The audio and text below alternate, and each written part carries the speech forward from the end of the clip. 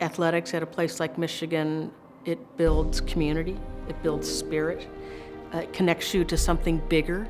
It is a sense of pride.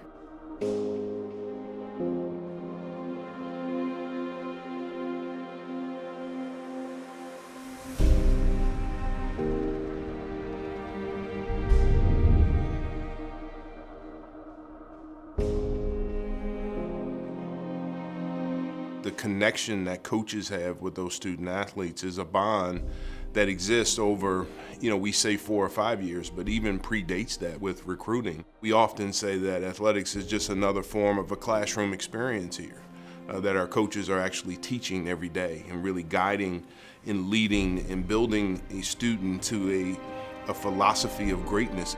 Leaders and best, that is what people think of when they think of Michigan athletics.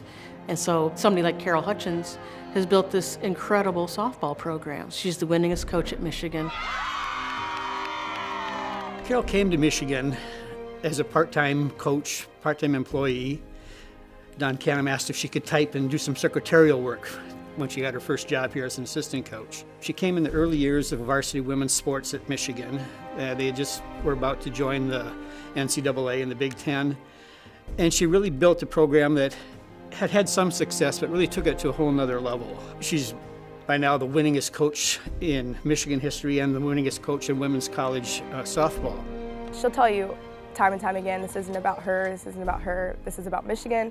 But she's worked really hard to get here, and that shows with how many wins she has and her perseverance, and she's relentless. And I think that a lot of that shows when they held up that banner and she became the winningest coach in NCAA history. Hutch is all about the team, so she wasn't about to make that event about herself at all. I mean, she knew that it was an awesome accomplishment, just like we all did, and I was so honored to be on the field for that win. I don't really spend too much time focusing on it. My goal is just to win every game and win the game we're playing.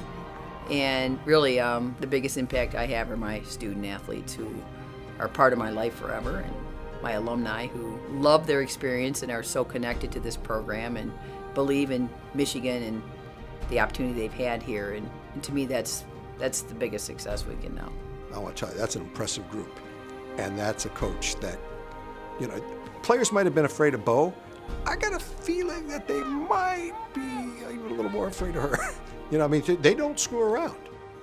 She yelled at me every day. And I went into her office and I said, Hutch, I want you to know I really work well on praise, and I feel like you're yelling at me in practice all the time, and you have these expectations of me. And she looked at me square in the eye and she said, you better start worrying when I don't yell at you.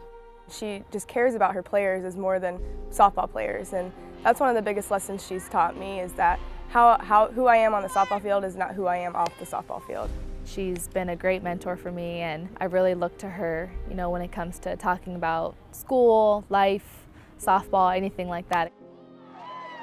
I think when you're in college, ideally you have a mentor who is going to stick with you for the rest of your life. And so in some cases it's going to be a coach. And so I think if you are a player on the softball team, I suspect Carol Hutchins is going to change your life and it's going to stick with you.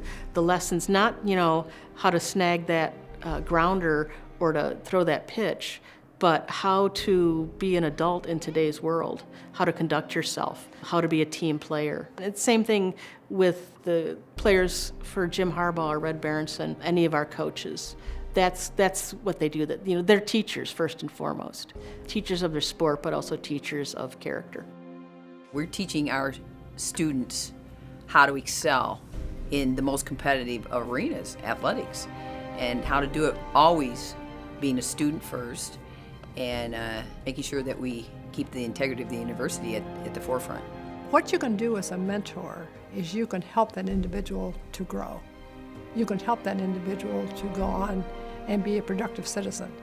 And as I've told many people, all of them are my children. And that's what mentoring is really all about. You really want to have people to learn from whatever it is you've learned, what you know, and so on, but then to take that and to go further.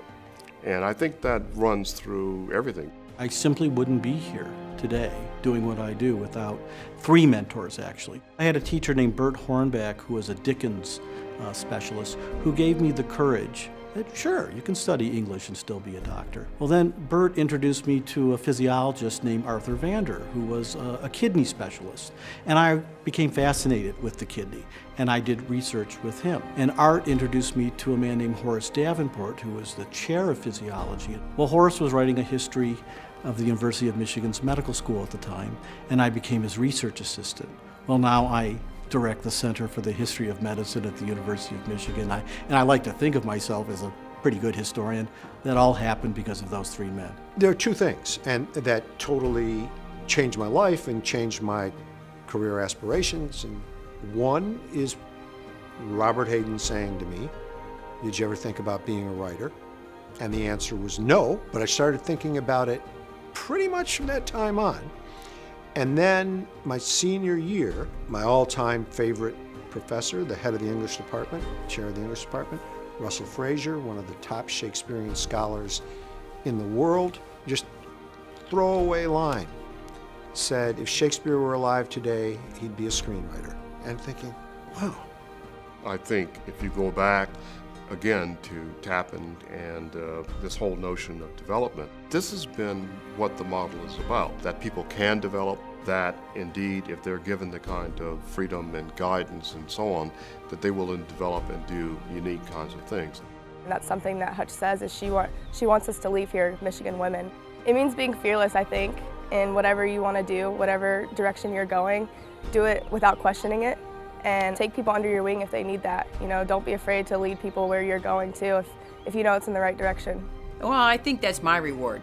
You know, all the former players I have who are part of my life, and they've impacted me, and it's my job and duty to impact them and help them become better people and strong women. But ultimately, they all impact me greatly. When people show up at Bo's memorial service on a cold Tuesday in late November, 20,000 people showed up. Not one did to celebrate Bo's national titles. Bo never won a national title. They're there to celebrate his values, what he meant to the program, what he meant to the university. And I kept on looking behind me, I was near the stage, and nobody left for 2 hours. That was Michigan to me.